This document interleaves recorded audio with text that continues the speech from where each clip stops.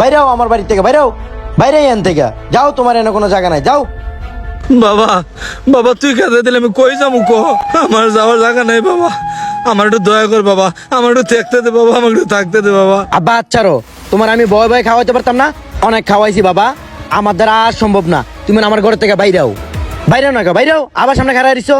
দেখ বাবা, আমি এই বয়সে কোনো কাম করে খাইতে পারবো না বাবা, আমার একটু দয়া কর বাবা, আমি জোর হাত করে তোর কাছে ভিক্ষা চাই বাবা, আমার একটু দয়া কর বাবা। তুমি কি করবা না করবা সেটা তো আমার দেওয়ার বিষয় না। তুমি ভিক্ষা করবা নাকি কাম করে খাইবা এটা আমি দেখবো না বাবা। তুমি আমার ঘর থেকে বাইরাও, যাইবা নাকি গাছ ধাক্কা দিয়ে বাড়ি করবো? বাবা তোর কাছে দুই হাত আরে যাও ভিক্ষা- তো, যাও।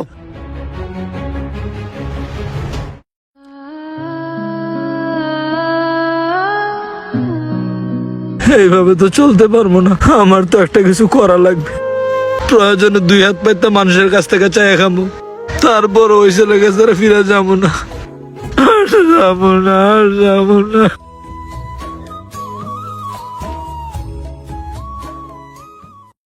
আমার মতো এত সুখী নয় তো ভাই আল্লাহর রাস্তায় একটু সাহায্য করেন না। ওই মিয়া, এই বয়সে কেউ ভিক্ষা করে? আমার মতন অটো চালায় অত খাইতে পারেন? হরে ভাই বিপদে পড়ছি, কত কথাই শুনতে হইব, এখন যাই পারেন, আল্লাহর রাস্তায় কিছু সাহায্য করেন ভাই। তো ঠিক আছে, এবারের মতো দিলাম, কাজ করে খায়েন। এই লন।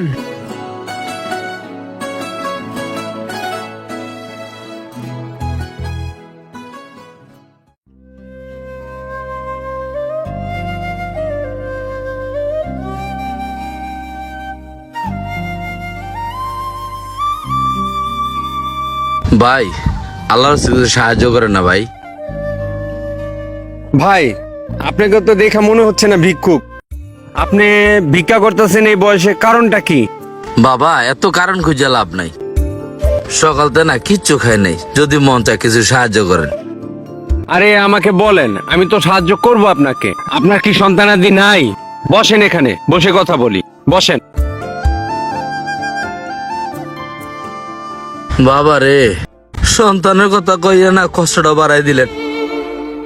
আমার না শুধুমাত্র একটা বলা, আগে আমি নিজেও চাকরি বাকরি করছি, আমার চাকরিটাও নাই বাবা।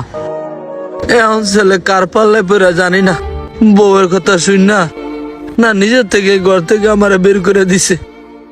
এখন আমার হাত পাতা খাওয়া ছাড়া বাবা কোনো উপায় নাই, আমি কি করবো বলেন এই বয়সে?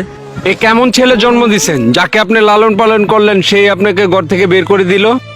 বাবা রে, সবে আমার নিয়তি, আমি আর ওই ছেলের বাসায় যাব না, আমি না খেয়ে থাকলেও যাব না, আমি ভিক্ষা কোনো প্রয়োজনে তবু ওই ছেলে বাসায় যাব না। আমি একজন সচেতন মানুষ, আপনার ছেলের কাছে চলেন, দুইটা প্রশ্ন করব তাকে। চলেন আপনি আমার সাথে। আপনার ছেলের বাসা কত দূর? এই চলে আসছি, এই তো কাজ।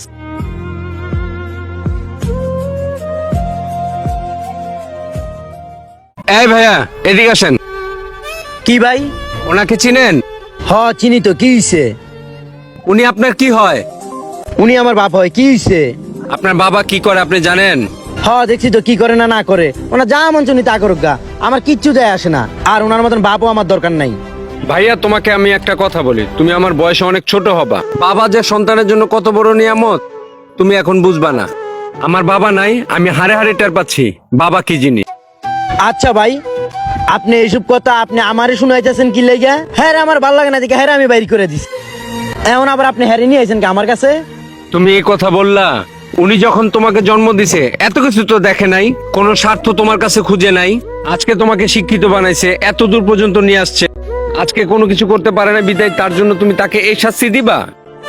এখন তো তোমার বাবার বয়স হয়ে গেছে, তুমি তোমার বাবাকে বের করে দিলা, তুমিও তো বাবা হইছো, তোমার সন্তান যদি এরকম ভাবে তোমাকে বের করে দেয় তখন তুমি কোথায় যাবা? তখন তুমি কি করবা? একবার চিন্তা করে দেখো তো, তোমার বিবেককে প্রশ্ন করে দেখো, তোমার বাবার বয়সও তুমি পাবা। আসলে ভাই কষ্টের কথা কি কমু, পরের মেয়ে বিয়া কইরা ঘরে আনছি, হ্যাঁ এখন আমার বাপরে দেখতে পারে না, আরো কত কথা শুনায়। এই বউয়ের কথা শুনে আজকে আমার নিজের জন্মদাতা পিতারে ঘরের থেকে বাইর করে দিছি, কষ্ট তো আমারও লাগে, কি করবো কোন? আব্বা তুমি আমারে মাফ কইরা দাও, তোমার সাথে আমি অনেক খারাপ ব্যবহার করছি। আমার বউ একটা গেলে 10টা আসবে, কিন্তু আমার বাবা একজন গেলে আর পাবো না কোনো সময়। তুমি চলো আব্বা, আর আমারে তুমি মাফ করে দিও আব্বা। বাবা রে, সংসারে চলতে গেলে অনেক কিছুই হয়। যাক বাবা, তুই তোর ভুলটা বুঝতে পারছস, আমার কোনো দুঃখ নাই বাবা। চল ভাই, আপনাকে অসংখ্য ধন্যবাদ ভাই। চলো বাবা। আসলে বাবা কি জিনিস একমাত্র তারাই বুঝে যাদের বাবা নেই। কিছু কিছু মানুষের জন্য আজকাল রাস্তাঘাটে অনেক বাবাদেরকেই দেখা যায়। তো আসুন আমরা এমন কোনো কাজ করব না যে তো বাবা মা আমাদের কারণে কষ্ট পায়, তারা মন থেকে অভিশাপ দেয়, আর এই অভিশাপে কিন্তু আমরা অবশ্যই ধ্বংস হয়ে যাব।